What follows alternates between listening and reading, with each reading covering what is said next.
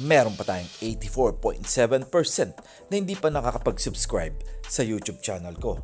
Bago ang lahat, huwag natin kakalimutan na mag-subscribe and click the bell para ma-receive ninyo lahat ng aking notifications. Scottie Thompson, namumroblema na nga dahil malakas nga ang kanilang kakalabanan ngayong darating na laban nila. Well, marami nga nagsasabi na si Scottie Thompson nga ay malabong makapaglaro dahil nga sa natamo niyang pilay.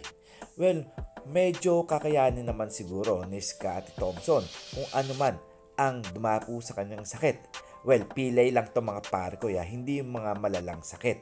Well, ang sabi nga ng mga nakakarami dyan, medyo alanganin nga daw ngayon dahil nga dalawa silang nagkaroon ng injured.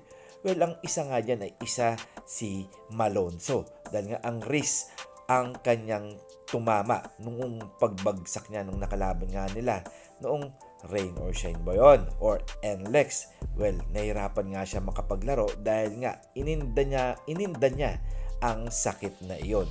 Well, sana nga gumaling na ang dalawang player na to para makapaglaro na sila at hindi na mag-alangan si Coach Tim Cone.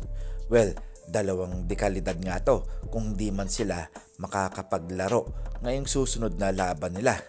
Well, maghintay-hintay lang tayo mga parkoy dahil nga ang Barangay Ginebra ay may mga kapalit nga dyan katulad nga nila Maverick Ahanmisi. Well, kitang-kita nyo naman kung ano ang stats na nagagawa ng bagong hugot nila. Well, nandyan din sila Bishop at ang mga rookies ng Barangay Ginebra.